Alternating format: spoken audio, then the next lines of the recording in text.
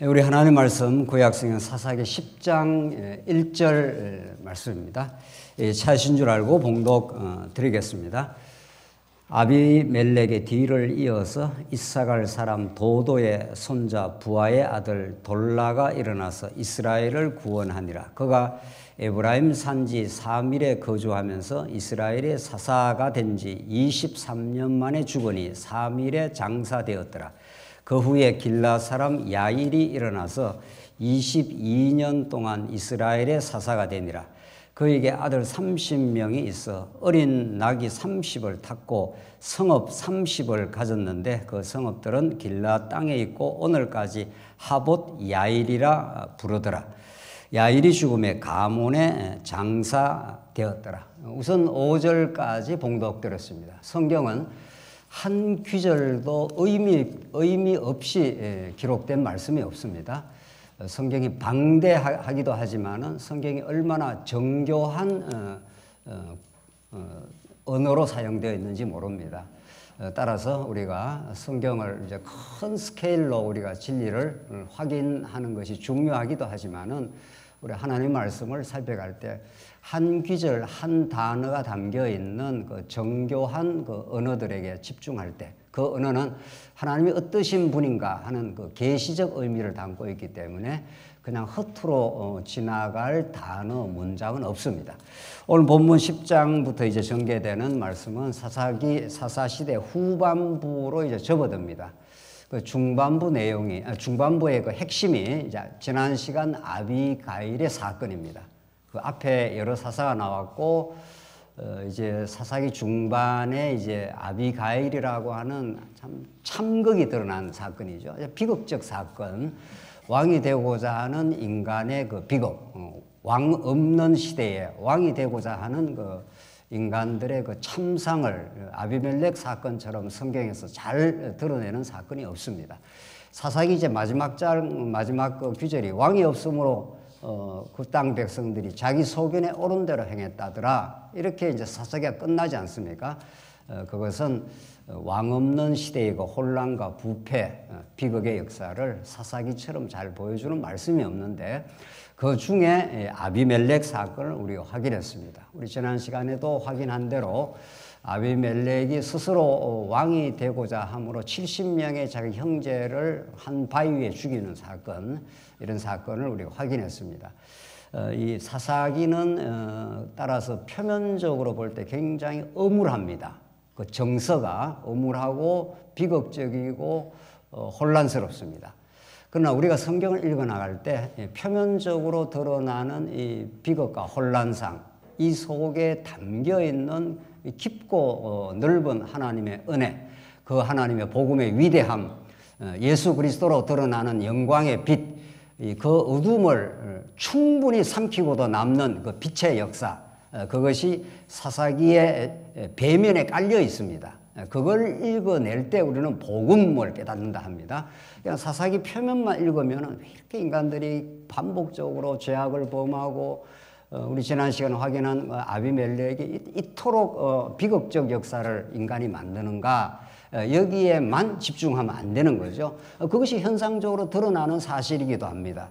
그러나 그 현상을 통해서 왕이 얼마나 필요한가, 하나님이 유다지파에서 왕을 보내준다고 했던 그 왕의 절대적 필요성, 왕이 와야 이 땅에 샬롬이라고 하는 평강의 나라가 이루어지겠구나 하는 것을 가장 간절하게 소망하는, 역설적으로 소망하는 시대가 이 사사이기도 합니다. 여러분과 제 삶은 어떻습니까? 우리는 이 고단한 이 어둠의 세상을 지금 살고 있는 겁니다. 이 속에 빛으로 찾아오시고 우리에게 영원한 소망이 되어주신 예수 그리스도가 정말 간절할 수밖에 없습니다. 우리는 그분이 아니면은 우리에게 참 하나님 나라를 없는 것입니다. 이렇게 우리가 이 오늘 사사기 말씀을 우리 읽어가면서 참으로 복음 진리에 대해서 약속대로 오시는 예수 그리스도 사건에 대해서 그 그리스도를 보내주신 우리 언약의 하나님, 신실하신 하나님, 지금도 살아서 역사하시는 여호와 하나님, 그 하나님을 우리는 바라보지 않으면 안 되도록 하나님께서 사사시대와 방불하게 인간 역사를 하나님께서 지금 주도하시고 섭리해 가십니다. 오늘 첫 본문의 아비멜렉 1절 아비멜렉의 뒤를 이어서 이렇게 되지 않습니까? 이게 그냥 허투루 써놓은 말씀이 아닙니다. 그냥 우리는 그냥 쭉쭉쭉쭉 읽어 나갈 때가 있는데 하나님께서 소사사가 이제 두 사람이 나오는데 돌라와 야일이라고 하는 소사사 사사가 작다는 뜻이 아니라 그 분량이 작다 이런 뜻입니다. 이제 곧 나오는 입다사사 분량이 굉장히 길지 않습니까? 이제 오늘 이 본문에 이제 돌라라는 사사 이야기는 그 내용 자체가 짧습니다. 짧다고 해서 그게 뭐 별 의미 없다 이렇게 볼 수가 없다 이런 뜻입니다. 성경은 뭐 짧고 길고를 지금 성경이 말해주는 게 아니라 한 사건 한 인물 속에 어떤 복음을 담고 있느냐 그걸 우리가 정말 성경 전체 맥락 언약의 맥락에서 읽어내는 게 중요한데 1절에 아비멜렉의 뒤를 이어서 이 말을 왜 붙여놨겠습니까? 그냥 뭐 돌라가 나타나서 그 시대 사람들을 뭐 통치했다 이렇게 하지 않습니다. 성경은. 그러니까 아비멜렉 사건과 딱 이렇게 연결을 시켜 나가지 않습니까?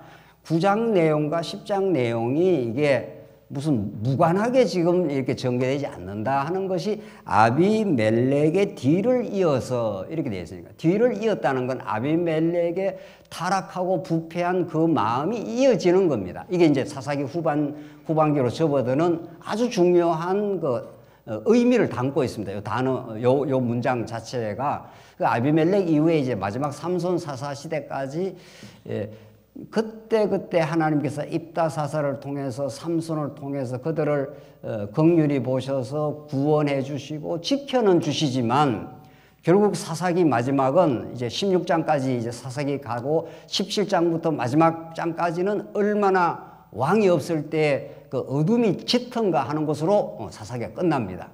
자, 그러니까 오늘 10장 1절에 아비멜렉의 뒤를 이어서 이사갈 사람 도도의 손자 부하의 아들 돌라가 일어나서 이 돌라라는 소사사가 일어났지 않습니까? 이거 굉장히 중시해야 되는 거죠. 근데 아비멜렉이라는 사람은 우리 지난 시간 확인한 대로 스스로 왕이 되고자 했습니다.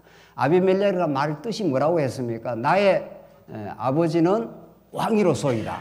그러니까 기드온이 아들 이름을 그렇게 지어놓은 거죠. 기드온도 하나님이 쓰시는 귀한 사사인 건 사실이지만 기드온 말년에 이제 왕이 되고자 하고 에봇을 마음대로 만들고 많은 그 여인들을 거느리는 왕적인 흉내를 내기 시작했습니다. 이것이 사사기의 후반부에 아비멜렉이라고 하는 이 비극의 역사로 이어지고 아비멜렉의 뒤를 이어서 돌라가 등장을 하고 있습니다.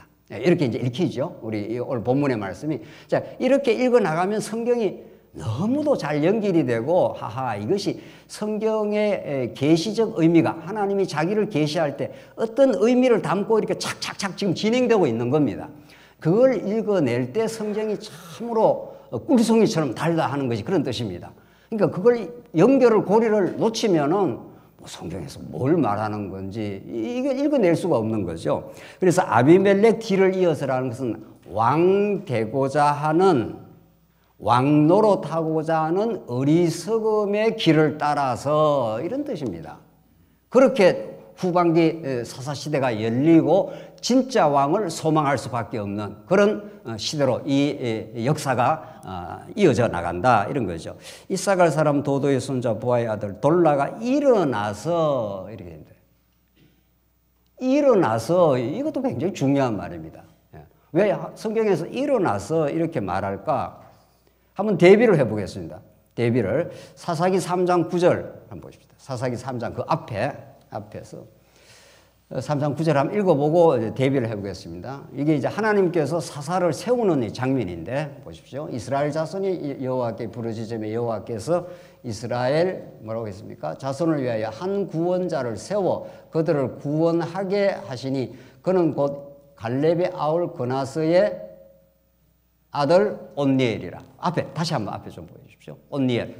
그러니까 하나님이 이제 그 똑같은 죄를 범하고 고통의 시대가 계속 일어나고 있는데 하나님이 온니엘을 세울 때 그 장면입니다. 온니엘을 세울 때 이스라엘 자손이 하나님께 부르짖음에 주가 그다음 뭐죠? 여호와께서 이스라엘 자손을 위하여 한 구원자를 세워 이 구원자 사사 온니엘을 세우는 주체가 누굽니까?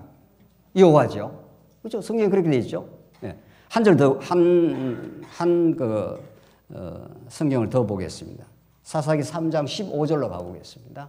그러니까 사사를 세울 때 누가 주체가 되느냐 이런 말입니다. 이제 굉장히 중요한 부분입니다. 주체가 누구냐는 거예요. 15절 이스라엘 자손이 여호와께 부르짖으며 똑같은 지금 표현이죠. 여호와께서가 주체입니다. 여호와께서 그들을 위하여 한 구원자를 세우니 그는 곧 베냐민 사람 누구죠? 게라의 아들 왼손잡이 에웃이라. 누가 세운다는 겁니까? 여호와께서 세운다는 것입니다. 그런데 오늘 돌라 사건은 그런 표현이 있습니까? 없습니까? 없습니다. 그렇죠? 그러니까 아비멜렉의 뒤를 이어서 자꾸 인간이 스스로 주체가 되어서 왕 노릇을 하려고 하는 거죠. 왕이 되고자 하는 거죠. 이게 전혀 다릅니다. 그냥 이렇게 사사가 세워졌는가 보다가 아니라 성경을 면밀하게 읽을 필요가 있는 거죠. 아비멜렉 뒤를 이어서 했으니까 아비멜렉이 스스로 왕 되고자 하는 그 타락한 정신이 자꾸 후반기를 이어져 가는 거죠. 그렇게 되니까 돌라가 일어나서 스스로 이런 뜻입니다. 인간이 스스로 왕이 되면 어떻게 되는 거죠? 인간이 스스로 왕이 되고자 하면 그게 가장 그 비극의 길을 아비멜렉이 갔지 않습니까? 아비멜렉이 맷돌 윗짝으로 머리가 깨져서 죽지 않습니까? 한 여인이 던진 그 맷돌 윗짝에. 그래서 인간이 얼마나 왕이 되고자 하는 그 자존심이 강한가 하면은 그래서 죽을 때 쪽팔리니까 어떻게 했다는 거죠? 내가 여인의 손에 죽었다는 소식을 듣기 싫으니 지금 죽는 사람이 지금 뭐 쪽팔린다 자존심 그게 문제가 있습니까? 인간이 끝까지 주장하는 겁니다. 끝까지 인간은 하나님의 은혜가 아니면은 그래서 날 칼로 찔러 죽이라. 내가 불명예스럽게 죽기는 싫다. 죽는 판에 뭐 불명예 찾고 뭐 지금 명예 찾게 돼 있냐고요.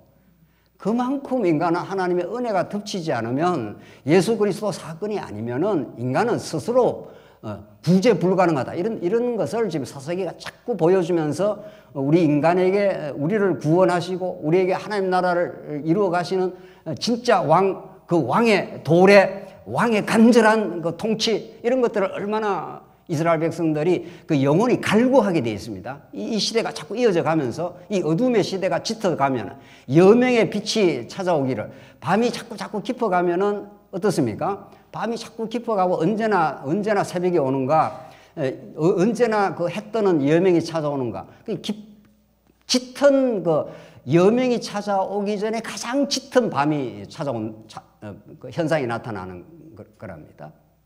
그래서 사사기는 이미 서론에서 말씀드린 대로 이런 그 왕되고자 하는 인간의 어리석음을 노출시키고 또 노출시키지만 가장 하나님이 보내주시는 왕, 그의 통치, 그의 사랑과 그의 은혜 이것을 가장 잘 보여주는 성경책입니다. 그러니까 사사기를 모르면 복음을 안다 모른다. 뭐라죠? 사사기를 모르면 복음을 도저히 알 수가 없다. 뭐 이렇게 우리는 해야 되겠죠. 돌라가 일어나서 근데 다른 사사는 여호와께서 그들을 세워서 이렇게 돼 있다고요. 스스로 일어나서 이게 왕이 되겠냐고요. 그래서 23년 만에 이제 돌라가 3일에 장사됐다고 죽는 자리까지 딱 지정해 놨습니다.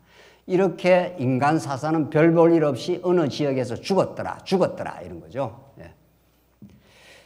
3절 보십시오. 그 후에 길앗 사람 야일이 일어나서 야일입니다. 두 번째 22년 동안 이스라엘의 사사가 되니라. 그에게 아들 30이 있어 어린 낙이 30을 탔고 성읍 30을 가졌는데 요거는 이제 점점 더 드러납니다. 예. 아들이 30이나 되면 그 부인이 얼마나 되겠습니까? 뭐 숫자가 밝혀지지는 않았습니다. 혼자 30명을 낳을 수 있습니까? 낳을 수 있는지 뭐 매년 하나씩 낳으면은 뭐 30명 뭐 낳는지 모르겠는데 그만큼 이 기도원도 자기 부인이 많았지 않습니까? 아들만 70명 있었으니까 뭐 딸도 낳았을 거 아닙니까? 성경에는 그런 말은 없습니다만은 그러니까 이게 그렇게 이게 아내를 많이 두고 어린 낙이 30이, 그 당시에 낙이는 굉장히 중요한 운송수단이고 요즘으로 말하면 막 좋은 세단 차 이런 거나 마찬가지인 거죠. 요즘 식으로 번역을 하면. 이게 자기의 어떤 부요함, 자기의 권력, 이런 것들을 이제 드러내는 표현입니다. 성읍 30을 가졌는데, 성읍이 30이나 다스린다. 자기 소유입니다. 자기 소유. 그 성읍들은 길라 땅에 있고 오늘까지 하봇아일이라는 말 자체가 야일의 동네, 야일이 통치하는 지역 이런 뜻입니다. 야일이 죽음의 가문의 장사되었더라. 그래서 다 하나님께서 다 이 시대를 잠시 다스려가는 사사들의 모습이고 이들이 결국 아비멜렉의 뒤를 이었고 자기 스스로 일어납니다. 이게 이제 불길한 예감을 드러내는 거죠. 자기 스스로 일어나서 그게 왕이 제대로 되겠느냐는 거죠. 하나님이 세우시는 왕이라야 하나님이 세우시는 유다 지파에서 어떻게 해요? 왕의 홀이 떠나가지 않을 것이라. 이게 창세기에 이미 예언이 되어 있지 않습니까? 그래서 하나님이 세우시는 유다 지파를 따라 나온 다윗 왕은 초동 목동이고 아주 어린애 같아서 그 집안에서도 별로 인정을 못 받았지 않습니까? 그러나 그가 물맷돌을 가지고 그 거구 골리앗을 때려 눕히고 결국은 유다를 통치하는 다윗 왕이 된 거죠. 사람이 볼 때는 사울은 어깨 위에는 하나 더 크니까 저 사람 같으면 우리나라를 통치해 줄 수 있겠다. 이렇게 사울을 세웠지만 사울은 결국 기각되고 폐위가 되고 하나님이 유다 지파에서 왕을 세우고자 한 다윗이 왕이 됩니다.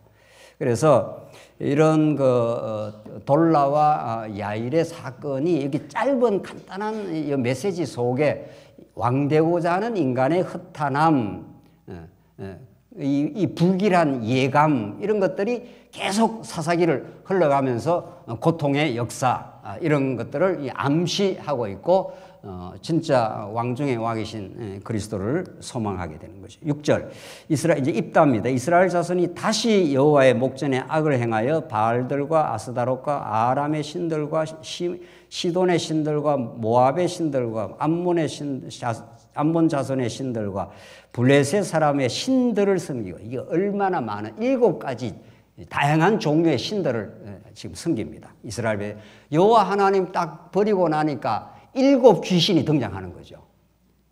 그러니까 하나님을 떠나면 인간은 이제 우상을 섬기게 되는데 그 우상 종류가 7가지나 돼요. 바알, 아스다롯, 아람, 시돈, 모압, 암몬, 블레셋. 인도에 가면은 힌두교는 신이 헤아릴 수 없이 많답니다. 신이 얼마나 많은지. 그러니까 인간의 마음이 헤아릴 수 없이 찢어지는 거죠. 신을 섬긴다는 거 신이 인생에 다 소망인데 잘 먹고 잘 사는 소망, 건강의 소망, 자식 잘 되는 소망 인간이 가지고 있는 욕망을 전부 신으로 투사를 하는 거 아니겠습니까? 거짓 종교는. 그러니까 그 속에 어떤 통일성과 어떤 연합이 이루어질 수 있습니까? 안 됩니다. 세상 나라는. 그러니까 하나님 한 분 여호와 하나님이 우리의 소망이요, 우리의 전부요, 우리의 사랑의 대상이요, 그분의 우리가 사랑을 받는 존재. 이럴 때라야 피조인간이 자리매김이 되고 평안이 찾아오고 우리 피조물들 간에도 연합이 이루어지는 거죠. 한 분에게 매여야. 그렇지 않습니까? 한 분에게 매이지 않으면 바로 분열이 정상이 일어나는 거죠. 자, 그래서 7 신들을 섬겼더라. 여호와 하나님을 떠나면 인간의 정신적 자기 분열 현상, 현대인들의 이 분열 정세 말이죠. 끊임없이 현대인들은 그때마다 욕망 따라서 정신이 산란하기 짝이 없습니다. 여러분들 무슨 콘서트인지 하면 앞에서 불을 비추는데 이게 불이 막 돌아가지 않습니까? 그럼 불빛이 어떤 불빛이 등장하죠? 불빛이 그냥 조용하게 연사를 중심으로 비추던가 해야 되는데 TV에도 나오고 저기 어디 춤추는 데가 불이 막 빙글빙글 돌아가면서 불빛이 어떻게 비칩니까? 막 산란하죠. 산란해. 막 빨간 불빛, 파란 불빛, 막 하얀 불빛 막 돌아가죠. 잘 안 가봐서 잘 모르시는 모양인데 TV만 봐도 나오지 않어요. 막 정신이 산란한 거예요. 그러니까 현대인들은 자기 정신이 산란하기 때문에 불빛도 막 산란하게 돌아가야 그게 자기하고 조응이 되는 거예요. 맞아 떨어지는 거예요. 조용하고 차분한 게 싫은 거예요. 혼란스러운 거죠. 7 신을 섬겼으니까 여호와 한 신을 딱 버리게 되면 인간의 정신이라는 게 그렇게 막 산란해집니다. 그러니까 이 마음을 걷어잡을 수, 내 마음을 어디 딱 하나에 이렇게 안착을 시킬 수가 없는 이 현대인들의 부평초 말이죠. 우리는 어떠나요? 우리도 예수를 믿어도 예수 그리스도 안에 뿌리를 내리고 그의 통치 속에, 그의 사랑 속에 마음의 평강과 안정을 누리지 않으면 우리도 자꾸 이렇게 마음이 그때그때마다 가치가 달라지는 거죠. 이때는 이게 가치가 됐다. 저게 가치가 됐다. 7 이 귀신들 같은 이 우상을 섬겼다. 이렇게 되어 있습니다. 그래서 정말 여호와 하나님 안에 우리가 붙들려 있는 게 얼마나 소중한가 하는 것을 정말 사사기는 이렇게 아주 리얼한 방식으로 보여주고 있습니다. 7절 여호와께서 이스라엘에게 진노하사 블레셋 사람들의 손과 암몬 사람의 손에 그들을 파심해 이제 하나님께서 이제 화가 났습니다. 하나님께서 딱 이제 교육시키기로 작정을 했습니다. 하나님은 아브라함에게 원래 언제나 큰 맥락을 이해하는 게 우리가 중요하지 않습니까?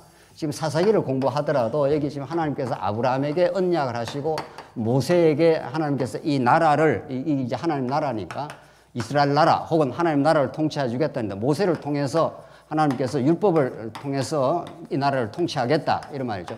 율법이라는 것은 율법은 공의의 법과 사랑의 법이 동시에 있는 거죠. 이 법대로 안 하면 내가 늘 처단을 하겠다. 공의를 실현하겠다는 게 있고 하나님은 아주 정의로운 분입니다. 그런데 너희들을 내가 공의대로 다 내가 진멸해버리면 아무도 살아날 수가 없다. 왜? 아담 타락 이후 모든 인간이 죄인이 되었기 때문입니다. 모든 인간이 다 죄 가운데 살기 때문에 하나님이 공의로만 등장하면 못 삽니다. 그러니까 하나님께서 사랑의 통치를 해주겠다. 그게 하나님 나라다. 하나님 나라는 하나님을 사랑하고 이웃을 사랑하는 나라는 죄악 가운데 빠진 인간의 힘으로 결코 만들 수가 없다. 그래서 내가 율법이라는 통치 방법을 통해서 내가 성전을 통해서 내가 나라를 통치하겠다 이거죠. 그러니까 출애굽기 후반부에 전부 성막 혹은 성전, 전부 성막을 어떻게 짓는 거 전부 그 내용들 아닙니까? 그래서 사사기도 하나님의 공의가 등장하면 다 멸망시켜야 됩니다. 한 사람도 살아남을 수 없어요. 7 우상신, 이 귀신 같은 우상신을 섬겼으니 여호와 하나님을 버리고 하나님께서 공의만 등장했다면 다 죽는 겁니다. 그러나 하나님께서 끝까지 그들에게 그때마다 하나님께 또 입달을 보내주고 또 마지막 삼손을 보내줘서 하나님이 때리시기는 하지만 아주 멸망시키진 않는다. 완전 멸망시켜보면 하나님의 아브라함 약속이 훼손이 되지 않습니까? 하나님께서 나라를 건설해 주겠다 했는데 여기서 범죄한다고 싹 다 정리를 해버리면 나라가 안 세워지면 하나님 여호와 되심이 이름이 더럽혀지니까 하나님 그렇게는 안 하시고 그들에게 이 나라는 너희들의 능력으로 세워지는 나라가 아니고 은혜로 세워지는 은혜가 왕노릇하는 나라라는 걸 깨닫게 해서 결국 하나님을 찬양하게 만듭니다. 하나님은 그 목적을 향해서 착착 지금 역사를 이끌어가고 있습니다. 그래서 모든 것이 합력하여 뭐를 이룬다고요? 선을 이룬다는 겁니다. 그 목적을 향해서 하나님은 한치 오차가 없습니다. 여러분과 제 삶 속에 어떤 것을 겪어도 하나님 결국 우리를 하나님 앞에 우리 무릎 꿇게 하시고 하나님이 결국 찬송하게 하시고 지금 겪는 시련과 고통의 시간들이 우리를 점검하게 하고 우리를 깨닫게 하는 좋은 시간들입니다. 사사기는 그걸 우리에게 잘 지금 가르쳐주고 있는데 하나님께서 암몬 자손에게 그들 손에 그들을 파셔버렸다 하는 건 하나님께서 공의로 내가 때리겠다 이런 거죠. 너희들 7 귀신 같은 우상을 섬기니 그걸 내가 그냥 놔두면 내가 사랑하지 않는 것이 아니냐. 그러니까 공의는 사랑의 표현입니다. 똑같습니다. 공의와 사랑은 표현이 다를 뿐이지 똑같은 하나님의 자기 계시의 방법이고 궁극적으로 사랑의 표현입니다. 부모가 자식 때리는 건 자식 죽으라고 때리지 않습니다. 내가 너를 사랑하기 때문에 내가 너를 때릴 수밖에 없다. 그리고 때리고 나서 부둥켜 안고 사랑한다고 또 가르쳐주고 또 그렇게 역사는 진행이 되는 거죠. 부모 자식 관계도 지금 오늘 본문의 말씀이 그런 겁니다. 8절 그 해에 그들이 요단강 저편 길르앗에 있는 아모리 족속의 땅에 있는 모든 이스라엘 자손을 쳤으며 이스라엘 자손을 하나님께서 쳐라 이런 거죠. 팔아넘기면 이스라엘 자손들이 이제 공고를 겪게 되어 있습니다. 18해 동안 억압하였더라. 18년 동안의 이 공고의 시간을 주시고 이 시간이 이스라엘 백성들의 낮아짐의 시간이고 깨달음의 시간이고 이게 소중한 시간입니다. 9절 암몬 자손이 또 요단을 건너서 유다와 베냐민과 에브라임 족속과 싸움으로 이스라엘에 뭐라고 했습니까? 곤고가 심하였더라. 그러니까 우리 삶 속에 공고가 찾아왔을 때는 너 때문에 그래서 하나님 왜 이렇게 하십니까? 이렇게 원망을 우리가 할 때가 있지만 궁극적으로 그 공고는 결국 자기에게로 돌아옵니다. 자기 발견으로 돌아옵니다. 그러니까 우리 신앙은 복잡하고 어렵지 않습니다. 하나님을 발견하고 자기를 발견하면 끝입니다. 그 안에서 무궁한 새로운 힘이 솟구치고 하나님이 얼마나 크신지 얼마나 우리를 사랑하시는지 우리는 과거에 얼마나 어리석고 하나님을 배반한 존재인지 그런데 하나님의 언약적 신실함에 의해서 그 헤세드라고 하는 하나님의 실패하지 않는 사랑 속에 우리가 존재합니다. 그런 우리가 말할 수 없는 죄인됨도 발견하지만 하나님의 말할 수 없는 은혜의 손길이 우리에게 떠나가지 않는다는 것도 발견합니다. 그래서 이 공고가 심하였더라 하는 그 말 속에 어떤 의미를 하나님께 담고 이 역사를 지금 진행하느냐를 아는 게 중요한 거죠. 하나님이 뭐 괴롭히려고 우리를 자꾸 공고하게 하겠습니까? 그렇지 않습니다. 하나님은 우리를 너무도 사랑하시는데 우리를 깨닫게 하려고 하나님께서 암몬 자손의 손에 붙이셔서 공고를 주시는 하나님이시긴 합니다. 10절 이스라엘 자손이 이제 반응이 참 이제 오늘 요 표현에서 이제 굉장히 이제 앞에 사사 시대하고 다른 반응이 나옵니다. 지금 우리가 여러 사사 시대를 거치면서 또 범죄하고 또 범죄하고 또 범죄하고 자꾸 했죠. 여기까지 왔습니다. 오늘 이제 입다 사건까지 오는데 그때는 그냥 공고하고 부르짖으면 바로 구원해 줬습니다. 근데 이미 이제 여러 차례 거쳤습니다. 여러 차례 거쳐도 말 안 들으면 우리 부모가 뭐라 그러죠? 자식 키워본 부모나 이제 어릴 때는 또 때렸다가 또 싸매고 하지만 좀 커서 계속 말 안 들으면 어떻게? 네 알아서 해라. 이제 이렇게 합니다. 이제 한번 네 한번 알아서 해봐. 이제 너 간섭 안 해. 이러면 이제 엄청 무서운 겁니다. 그게 오늘 본문이 지금 그런 겁니다. 전에는 뭐 부르짖기만 하면 바로 가서 하나님 구원했는데 오늘 본문은 그렇지 않습니다. 이런 그 스토리 안에 하나님의 참 묘한 그 뜻이 담겨 있습니다. 한번 보시죠. 10절 이스라엘 자손이 여호와께 부르짖어 이르되 우리가 우리 하나님을 버리고 바알들을 섬김으로 주께 범죄하였나이다.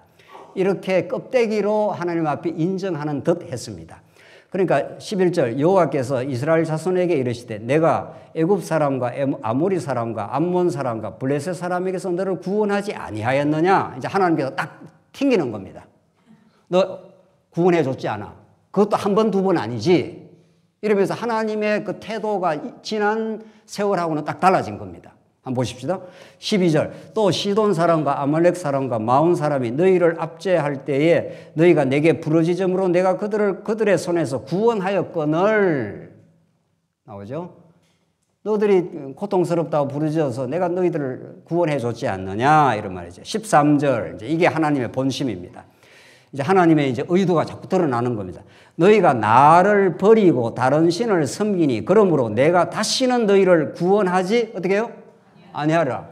네 알아서 해 이제. 내가 너 이제 즉각 구원 안 해줘. 너가 이렇게 정신 못 차리는 거지. 뭐 이런 말이죠. 지금 뭐 몇 번이나 해던지 모르겠어요. 이 사이클이 6번 돌아갔지 않습니까? 전체가 6번 돌아가는데 또 범죄하고 또 구원해주고 또 범죄하고 또 구원해주고 이제 하나님께서 딱 이제 손 털겠다. 딱 이렇게 이제 나가는 겁니다. 이쯤 되면 이제 딱 이제 분위기가 달라지는 겁니다. 그래서 성경은 참 똑같은 스토리 같아도 그 점점 역사가 진행되면서 하나님의 깊고 넓은 하나님의 깊은 뜻이 드러납니다. 자식은 점점 자라면서 부모의 깊은 뜻을 알게 되어 있습니다. 우리도 마찬가지입니다. 우리가 지금 여호와 하나님 아는 것이 다가 아닙니다. 결코 다가 아닙니다. 예. 저는 뭐 성경도 뭐 제법 그래도 연구하고 뭐 오랜 동안 성경 가르치고 했지 않습니까? 뭐 지금 다시 성경을 보면은 내가 알았던 하나님이 얼마나 될까 하나님이 뭐 그런 느낌입니다. 예. 그러니까 우리가 도무지 피조 인생에 하나님을 마치 다 한 것처럼 하는 것처럼 오만과 교만도 없습니다. 하나님 너무 크시고 너무 놀라우시고 우리 인생과 역사가 진행될 때마다 더 깊고 넓은 하나님의 은혜와 사랑이 드러날 뿐입니다. 그래서 우리는 점점 세월이 가면서 더 찬송하게 되어 있고 감탄하게 되어 있습니다. 그게 정상적인 신앙생활입니다. 뭐 하나님 다 알아버리니까 더 알 게 없네. 뭐 혹시 그런 분 계십니까? 뭐 언약 성취하니까 하나님 뭐 전부 뭐 완전 꿰뚫어 버렸다. 그렇지 않습니다. 그건 정말 가져서는 안 될 태도입니다. 오늘 하나님께서 앞에 내용하고 다르게 지금 반응하지 않습니까? 앞에서는 좀 힘들다 하면 바로 가서 구원해 줬는데 네가 알아서 해. 내가 너 구원 안 할 거야. 물론 이것은 궁극적인 말은 아닙니다. 내가 너를 이제 깊은 어둠에 두고 이제 그때그때 입다를 통해서 삼손을 통해서 건져내기는 하지만 마침내 사사기를 지나서 우리 지난 시간에 확인한 대로 사사기를 지나서 룻기에서 다윗 왕을 준비시키고 사무엘 상하에서 사무엘을 통해서 다윗 왕을 기름 붓는 그 긴 역사가 또 나옵니다. 거기까지 가야 하나님의 아브라함에게 왕을 주겠다. 네 후손에서 허리에서 왕이 나와서 이 나라를 통치하겠다는 게 그때가 이루어지지 않습니까? 이게 긴 역사를 자꾸 가는 겁니다. 그래서 우리 인생의 역사는 지금 끝나지 않았습니다. 여러분과 제 오늘의 뭐 조금 뭐 잘 되는 거, 오늘 지금 삶의 고통이 오는 거, 그게 다가 아닙니다. 결코 다가 아닙니다. 또 좀 더 가봐야 되는 겁니다. 더 가보면 더 깊은 하나님의 뜻이 드러납니다. 그래서 우리는 하나님께서 우리의 오늘 생명을 더 연장시켜 주신다면 하나님이 하실 일을 보겠습니다. 이런 말이죠. 그래서 우리는 기대감이 있고 믿음 안에서 소망이 있는 사람들이지 현실로 잘 되고 안 되고 이것과 일희일비한 우리 성도가 아니라는 겁니다. 우리는 그렇게 살기도 합니다. 뭐 좀 좋으면은 좋아했다가 좀 싫으면 막 무슨 인생이 다 무너지는 것처럼 했다가 뭐 그러지 않습니까? 그러나 점점 이것이 자꾸 누적이 되고 또 시간이 가면서 하나님이 우리에게 어떻게 하실까? 이 고난의 섭리를 통해서 하나님 무엇을 또 깊이 가르쳐 주시려고 그럴까? 이게 진짜 우리에게 주시는 메시지입니다. 오늘 성경의 말씀을 통해서만 우리가 성경이 이렇다 저렇다 알 게 아니라 이걸 참으로 깨닫게 되면 하나님께서 지혜를 주셔서 여러분과 제 삶을 읽어낼 수가 있고 오늘 교회의 역사를 읽어낼 수가 있습니다. 하나님께서 어떻게 하시려고 이러실까? 이런 사람은 오늘의 고난에 좌초하지 않습니다. 이 고난을 거쳐 하나님이 더 깊고 놀라운 사랑을 깨닫게 하시겠지. 지금 깊은 긴 터널을 지나가는 성도님 계십니까? 틀림없이 있습니다. 뭐 제가 확인하고 아는 분만 해도 뭐 여러분입니다. 이 터널이 언제 끝나나, 언제나 좀 빛이 찾아오나. 그러나 하나님이 반드시 그날은 지나가게 돼 있고, 그렇게 덥더니만 아침 저녁으로는 지금 어떻습니까? 서늘합니다. 뭐 아침엔 춥지 않습니까 오히려? 참 우리가 잘 못 견디고 그냥 내 방법 찾고 이렇게 우리가 참 얇게 살 때가 너무 많은데 하나님이 지금 딱 이제 정색을 하고 나오는 겁니다. 14절 가서 너희가 택한 신들에게 부르짖어 너희의 환난 때에 그들이 너희를 구원하게 하라 하신지라. 이게 정말 무서운 말입니다. 너들이 택한 신한테 가서 너들을 구원하라 그래. 너 우상 좋아했잖아. 너 돈 좋아했잖아. 권력 좋아했잖아. 한번 그래 살아봐. 하나님이 손 딱 틀어버리면은 그때가 진짜 그게 고난입니다. 예. 고난은 지금 어려운 게 고난이 아닙니다. 하나님이 손 딱 틀어버리면은 그때부터가 진짜 고난입니다. 말씀 안 들립니다. 그때 이제 말씀 안 듣고 내 뜻대로 살겠다 하면 진짜 말씀이 안 들립니다. 그러면 그거야말로 진짜 고난이지. 뭐 경제적 고난, 관계 고통 그거는 고난도 아닙니다. 따지고 보면은 하나님이 손 털겠다 딱 해버리면은 어디 가서 지금 이제 돌아옵니까? 그게 진짜 중요한 메시지입니다. 오늘 본문의 메시지는 하나님으로부터 떨어져 나감, 하나님의 손 털어버림. 이게 정말 두렵고 무서운 일이지. 뭐 우리가 살다가 결국 죽을 거 아닙니까? 결국은 뭐 조금 뭐 길게 살고 짧게 살고 그 차이밖에 더 있나요? 정말 우리가 신앙이라는 것은 그렇게 호락호락하지 않습니다. 뭐 세상 가치와 같지 않습니다. 우리 전부를 하나님께서 사내시고 우리 전부를 하나님께서 사랑하시고 우리 전부를 위해서 당신의 아들을 십자가에 못 박아서 우리를 영원히 사랑하시고 이 엄청난 가치와 이 무한대의 하나님의 섭리 말이죠. 그런 것들이 우리 신앙이지, 우리가 이 땅에 살면서 뭐 힘들면 좀 구원해 주세요, 뭐 이런 차원이 아니라는 겁니다.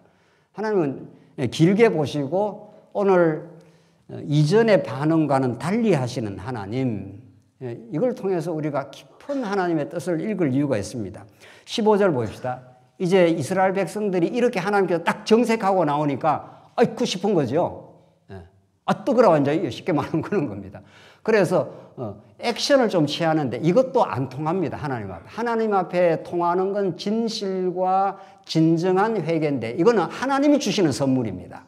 인간은 자기가 힘들면 뭐 금방 이제 제스처는 취합니다. 오늘 제스처가 어떻게 나오는가 한번 보십시오. 15절. 이스라엘 자손이 여호와께 여쭈되 우리가 범죄하였사오니 주께서 보시기에 좋은 대로 우리에게 행하시려니와 오직 주께 구하옵나니 오늘 우리를 건져내시옵소서. 이게 이제 하나님께서 딱 정색하고 나오니까 어떠거라 해가지고 잠시 하나님 앞에 지금 돌이키는 포즈를 취하고는 있습니다. 16절. 자기 가운데서 이방 신들을 제하여 버리고 여호와를 섬기며 여호와께서 그렇게 해서 뭐 이방 신들을 좀 일부 제거하고 여호와를 섬겼다 했지 않습니까? 그런데 하나님의 반응을 또 보십시오. 여호와께서 이스라엘의 공고로 말미암아 마음이 근심하시니라. 이 근심하시니라는 건 카차르라는 히브리어인데 근심 정도가 아니고 더 정확한 번역은 싫어하심이라 이런 뜻입니다. 가짜로 하나님 앞에 임기응변으로 아이고 잘못했습니다 하면서, 그러니까 앞에서 잘못했습니다 하면 그때그때 구원해 줬지 않습니까?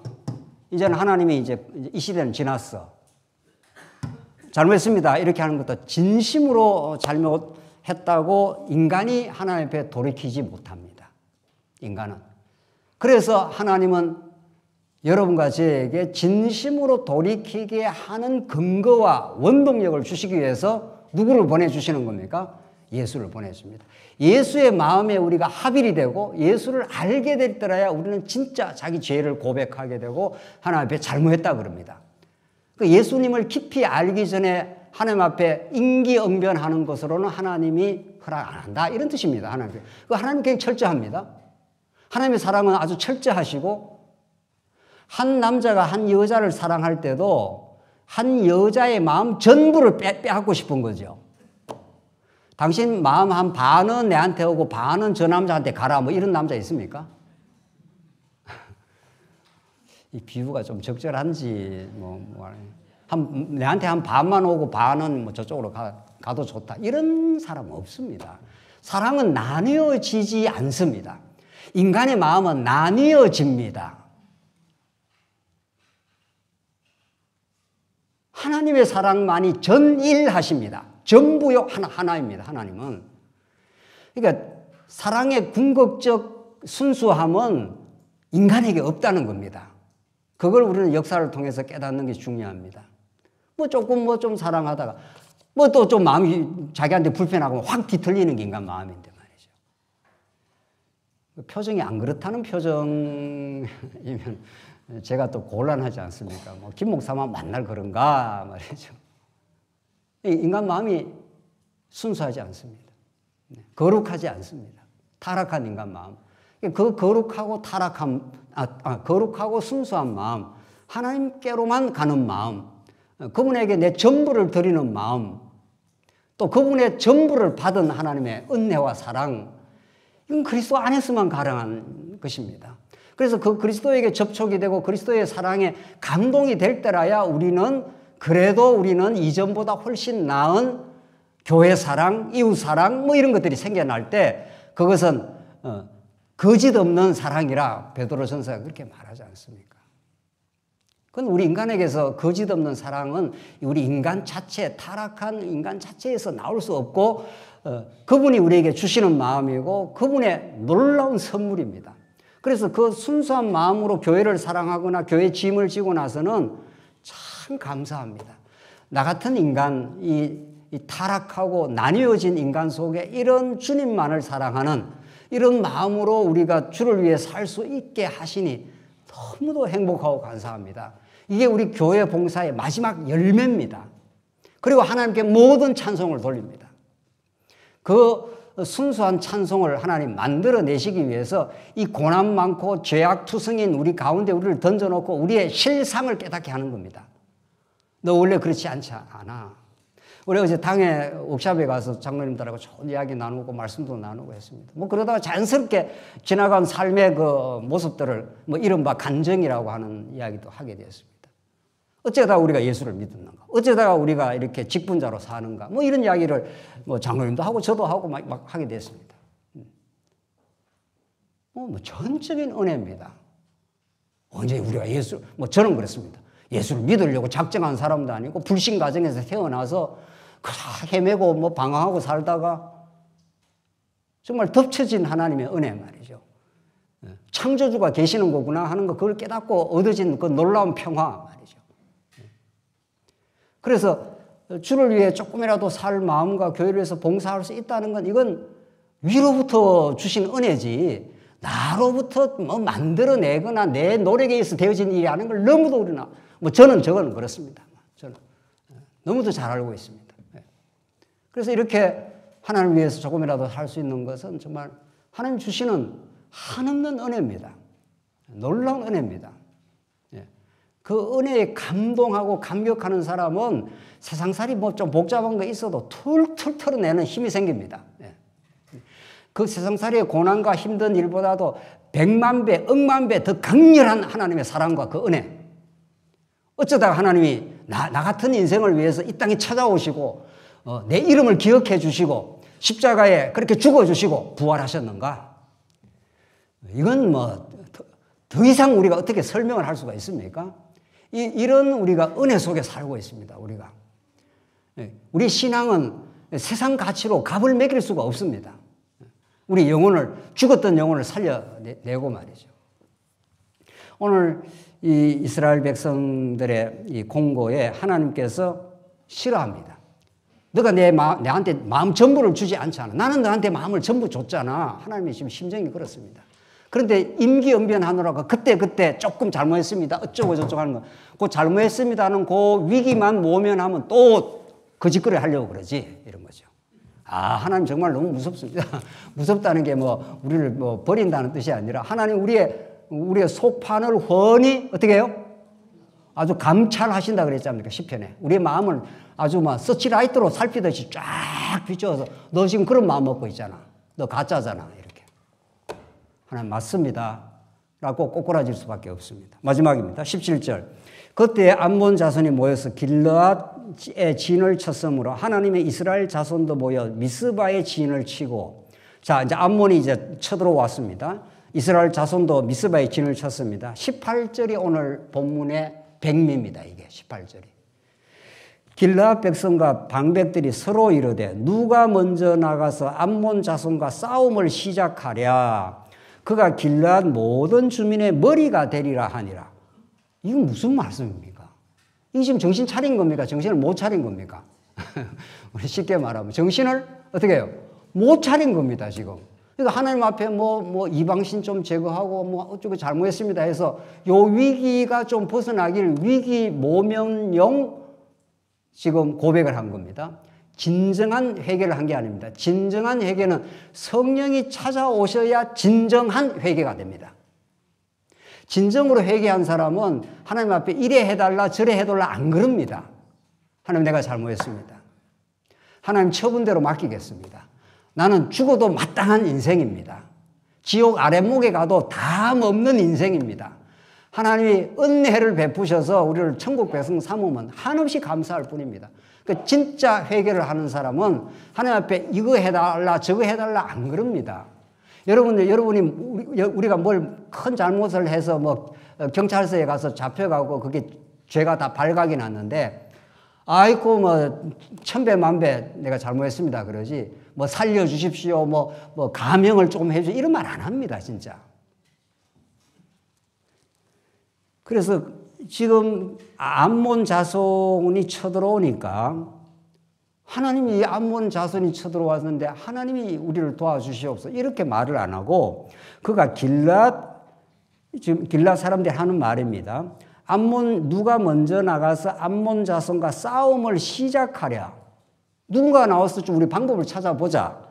그가 암몬 자손과 싸우는 그 사람이 길르앗 모든 주민의 머리가 되리라 하니라. 그 사람이 우리의 우두머리가 될 것이다. 그 사람이 우리의 왕적인 존재가 될 것이다. 하나님은 어디 갔습니까? 지금 하나님 어디 가셨냐고요?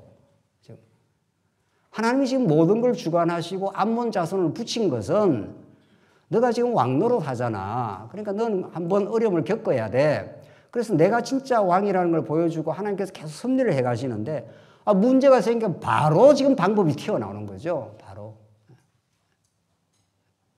하나님 어디 가셨냐고요, 지금. 그래서 11장 우리 다음 시간에 11장의 사건으로 계속 이어져 나갑니다. 고린도전서 4장 7절 8절 한번 보겠습니다. 얼마나 인간이 왕노릇 하는가 보죠. 고린도 교회가 분열이 일어났습니다.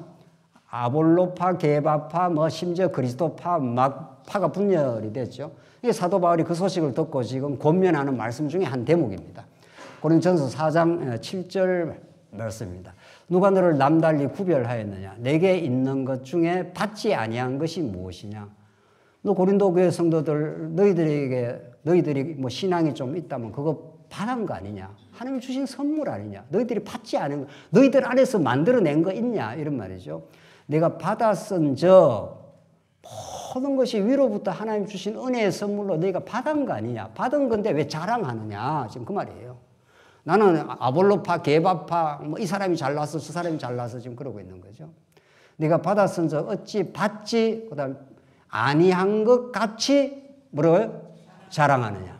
자랑이라는 것이 이게 사랑은 자랑치 아니하며 사랑은 자기 유익을 굳이 아니하며 고린도전서 13장의 메시지는 참 깊고 깊은 하나님의 진리입니다.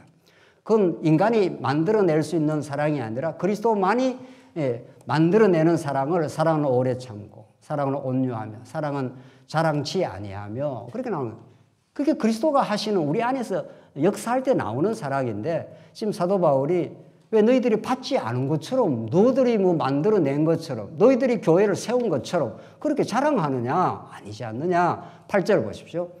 8절 너희가 이미 배부르며 이미 풍성하며 우리 없이도 뭐라고 했습니까? 왕이 되었도다. 사도 바울이 딱 떠나니까 자기들이 왕이 되어 있는 거예요. 그래서 지금 갈등하고 분쟁하고 지금 난리가 터진 거죠.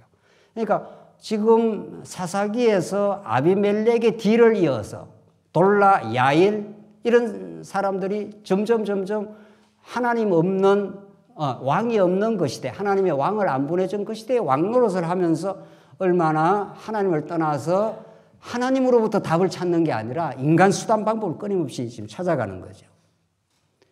그래서 이 세상은 왕들의 전쟁입니다. 집안에서도 왕들의 전쟁입니다. 집안에서도 왕들의 전쟁이에요. 요즘은 이 자식 새끼들이 이게 왕이야, 이게. 전에는 남자가 왕이었다가 요새는 그 힘이 여자로 좀 옮겨지는 것 같아요. 그러나 안 그런지 내가 지금 다 확인 안 해봐서 모르겠고요. 근데 요즘은 이 자식 새끼들이 왕 노릇을 하려고 그래요. 그러니까 인간은 못 말리는 겁니다. 인간은 어떤 처지, 어떤 형편에서도 자기가 주관자 노릇 하겠다 이런 뜻입니다.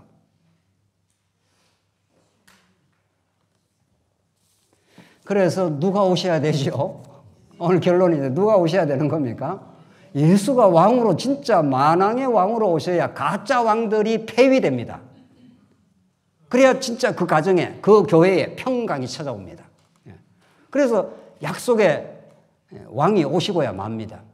오늘 이 사사기의 말씀은 진짜 왕이여 오시옵소서 우리를 통치해주고 우리를 다스려 주시옵소서 그의 크고 놀라운 하나님의 은혜와 사랑으로 우리를 다스려 주시고 우리 모두를 하나 되게 하시옵소서.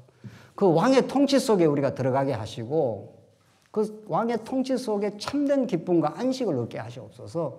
왕을 통해서 여호와 하나님의 살아계심, 그의 능력, 그 은혜, 그 사랑 그것을 우리에게 계시해 주십시오. 이게 오늘 사사기 결론의 말씀입니다. 그 결론의 말씀을 로마서 5장 21절은 정확하게 표현하고 있습니다. 한번 보십시오. 결론인데 5장 21절 말씀입니다. 이는 죄가 사망 안에서 뭐 했다는 겁니까? 왕노릇 했다는 이게 이제 영적인 표현입니다. 사사기에서는 드러나는 현상, 드러나는 물질적 현상으로 가시적으로 보냈다는 로마서는 그걸 영적으로 지금 설명하는 거 아닙니까? 그 아비멜렉과 그 뒤에 따라 나오는 사사들이 자꾸 왕노릇해서 그 땅에 고난이 오는 것은 영적으로 말하면 죄가 사망 안에서 왕노릇하는 거예요. 죄에 전부 종살이를 하기 때문에 이 죄가 가짜 왕들을 자꾸 만들어내는, 너가 왕이야, 너가 잘났어, 너가 신이야, 자꾸 이래 해준다는, 그럼 그게 부추김을 당하고 인간이 왕노를 한다는 겁니다. 오늘 본문이 그런 거죠. 예, 죄가 사망 안에서 왕노릇한 것 같이 은혜도, 중요한 건 은혜도 또한 의로 말미암아 뭐 한다고요? 왕노릇하여 우리 주 예수 그다음 그리스도로 말미암아 영생에 이르게 하려 함이라. 그러니까 사망이 왕노릇하는 자리에서 은혜가 왕노릇하는 자리로 하나님이 우리를 어떻게 했다는 겁니까? 옮기셨다는 거예요. 그러니까 여러분과 저는 누구의 왕노릇 밑에 들어와 있습니까?